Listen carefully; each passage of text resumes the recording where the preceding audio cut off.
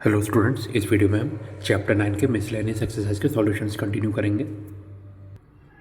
पिछले वीडियो में मैंने आपको क्वेश्चन नंबर 14 तक के सॉल्यूशंस प्रोवाइड कर दिए थे। इस वीडियो में इसका आगे से कंटिन्यू होगा, यानी क्वेश्चन नंबर 15 से।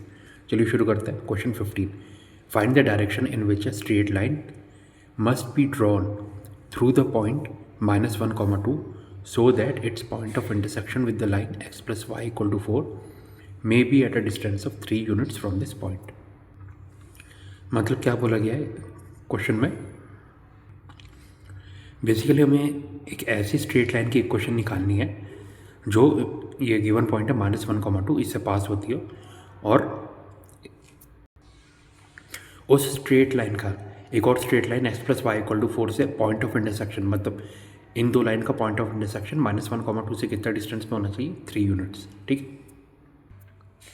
है, क्वेश्चन 15 देखिए, गिवन पॉइंट क्या है? -1, 2 और गिवन लाइन क्या है? x plus y equal to 4, distance है 3 यूनिट्स। एज्यूम किया, let the equation of the line be y equal to mx plus c, जहाँ पे m की स्लोप है। Since -1, 2 lies on this line, therefore it should satisfy it's equation, यानी 2 equal to m into -1 plus c equal to -m plus c, यानी c equal to m plus 2। ठीक है, -m यहाँ पे आके प्लस हो जाएगा, तो c equal to m plus 2। So therefore आप बोल सकते हैं इक्वेशन ऑफ लाइन क्या हो जाती है? y equal to m x plus c, value put करेंगे equal to m x plus m plus 2। Equation 1 mark कर दिया। ठीक है, अब देखिए लाइन, गिवन लाइन की इक्वेशन क्या है? x plus y equal to 4, equation 2 mark किया। From equation 1 and 2 x equal to m x plus m plus 2 equal to 4, y की वैल्यू पुट कर दी, y equal to m x plus m plus 2 यहाँ पे put कर दिया। ठीक है, तो x plus m x plus m plus 2 equal to 4, x common लिया, into 1 plus m equal to 4 minus m minus 2, x equal to 2 minus m upon m plus 1। Put value of x in equation 2, तो x plus y equal to 4 है, यानी 2 minus m upon m plus 1 plus y equal to 4, so y equal to 4 minus bracket में 2 minus m upon m plus 1, तो y equal to 4 times, देखिए denominator common लिया, m plus 1 minus 2 minus m upon m plus 1, so यानी 4m plus 4 minus 2 plus m upon m plus 1, so y equal to 5m plus 2 upon m plus 1। ठीक है, so point of intersection क्या आ गया? दो lines के बीच में 2 minus m upon m plus 1, 5m plus 2 upon m plus 1। अब देखिए, हमें पता है जो गिवन पॉइंट है -1, 2, और ये जो पॉइंट ऑफ इंटरसेक्शन हमने निकाला है 2 minus m upon m plus 1, 5m plus 2 upon m plus 1।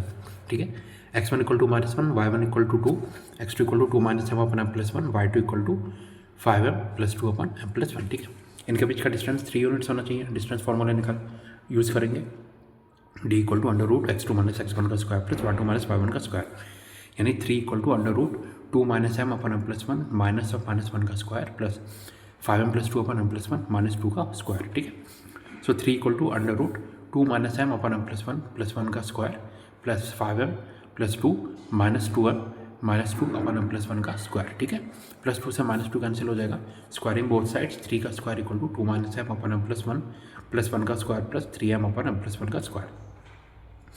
So 9 equal to 2 minus m plus 1 upon m plus 1 का square plus 9m square upon m plus 1 का square, minus m से plus m cancel, 9 equal to 3 upon m plus 1 का square plus 9m square upon m plus 1 का square, and plus 9 equal to 9 plus 9m square upon m plus 1 का whole square.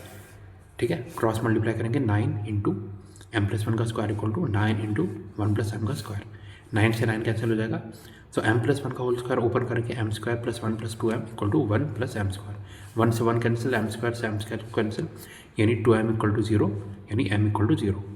तो देखिए 2m equal to 0 है, तो इससे तो m equal to 0 हो जाएगा। लेकिन एक और कंडीशन मैंने यहाँ पे क्यों लिखी है, m इक्वल टू इन्फिनिटी, क्योंकि यहाँ पे जब हमने एम स्क्वायर को कैंसिल किया है दोनों साइड, तो हमने ये मान के चला कि ये दोनों इन्फाइनाइट वैल्यू नहीं है। अगर m भी इन्फाइनाइट वैल्यू हो जाता तो LHS इक्वल टू RHS हो जाता, देयरफॉर हमने बोला या फिर m इक्वल टू 0 होगा या m equal to infinity.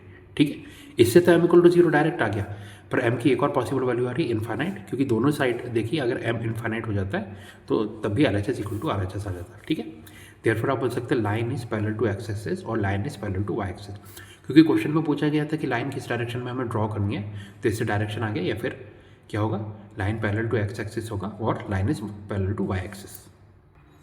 Next question number 16, the hypotenuse of a right angle triangle has its ends at the points 1, 3 and -4, 1. Find an equation of the legs that is perpendicular sides of the triangle which are parallel to the axis. मतलब क्या है, एक right angle triangle है जिसके hypotenuse के दो and points क्या है 1,3 एंड -4,1। मतलब देखिए ट्राइंगल में 3 वर्टिसेस होते हैं, उसमें से 2 गिवन है। हमसे क्या पूछा गया है, जो परपेंडिकुलर लाइन है, मतलब ट्राइंगल की जो साइड्स परपेंडिकुलर होती है आपस में, उनकी इक्वेशन पूछी गई है। और हमें कंडीशन क्या गिवन है, वो एक्सिस से पैरेलल है, मतलब एक्स एक्सिस के पैरेलल है और वाई एक्सिस से पैरेलल है। ठीक है, तो देख क्वेश्चन 16, 1,3 और -4,1 हाइपोटेन्यूज के एंड पॉइंट्स है। ठीक है, and perpendicular sides are parallel to the axis. Therefore आप बोल सकते हैं स्लोप इक्वल टू 0 होगा, स्लोप इक्वल टू इन्फाइनाइट होगा। ठीक है, स्लोप इक्वल टू 0 होता है यानी y कोऑर्डिनेट कांस्टेंट हो जाता है, स्लोप इन्फाइनाइट होता है यानी x कोऑर्डिनेट कांस्टेंट हो जाता है। आपको पता है x एक्सिस से पैरेलल यानी y कोऑर्डिनेट कांस्टेंट होता है, y एक्सिस से पैरेलल यानी x कोऑर्डिनेट कांस्टेंट होता है। ठीक है, तो देखिए मैंने रफ स्केच बना दिया है। आप चाहे तो इस क्वेश्चन को लंबे मेथड में सॉल्व कर सकते हैं, पर मैंने शॉर्टकट यूज़ किया है, वही सॉल्यूशन मैं आपको दिखा रहा हूँ। देखिए रफ स्केच है, ये y एक्सिस, ये x एक्सिस, ये आपने कोऑर्डिनेट्स प्लान कर दिया। ठीक है, 1 2 3 -1 -2 -3 -4, वाई में क्या है 1 2 3 4 और यहाँ पे -1।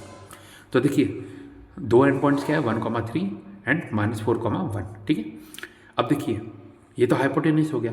अब इससे अगर आप परपेंडिकुलर ड्रॉ करेंगे एक्सिस से पैरेलल, तो ये हो सकता है कि ये पॉजिटिव साइड में जाए वाई एक्सिस से, और ये भी क्या है इस तरह से करेक्ट हो जाए, तभी ये परपेंडिकुलर होगा। या फिर इस तरह से होता है,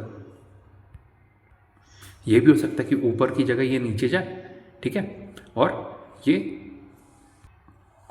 भी एक तरीका है एक्स एक्सिस से पैरेलल होने का। ठीक है, अब देखिए अगर -4,1 से आप चेक करेंगे और एक्स एक्सिस से पैरेलल होगा, तो यहाँ पे आप देख सकते हैं एक्स एक्सिस से पैरेलल है, वाई कोऑर्डिनेट कांस्टेंट होगा, यानी वाई इक्वल टू, ये पूरी लाइन की क्वेश्चन हो जाएगी वाई इक्वल टू 1। सिमिलरली -4,1 से अगर आप वाई एक्सिस से पैरेलल ड्रॉ करेंगे तो एक्स कोऑर्डिनेट कांस्टेंट यानी x इक्वल टू -4। ठीक है, सिमिलरली यहाँ पे आप देखेंगे 1,3 से अगर आप x एक्सिस से पैरेलल ड्रॉ करेंगे यानी y coordinate constant y equal to 3। Similarly 1,3 से आप y एक्सिस से पैरेलल ड्रॉ करेंगे तो x कोऑर्डिनेट कांस्टेंट यानी x इक्वल टू 1। ठीक है, इसका मतलब दो साइड्स की इक्वेशन क्या आ गई, या फिर ये दो साइड्स होंगी या ये दो साइड होंगी। इन दो साइड की इक्वेशन क्या आई है x equal to -4 y equal to 3। इन दो साइड्स की इक्वेशन क्या आई है y equal to 1 x equal to 1। Therefore आप बोल सकते हैं equation of perpendicular sides are x equal to -4 and y equal to 3 और x equal to 1 and y equal to 1। ठीक है, तो स्टूडेंट्स यहाँ पे मैंने आपको क्वेश्चन नंबर 15 और क्वेश्चन 16 के सॉल्यूशंस प्रोवाइड कर दिए। इसके आगे नेक्स्ट वीडियो में कंटिन्यू होगा यानी क्वेश्चन 17 से। Thank you.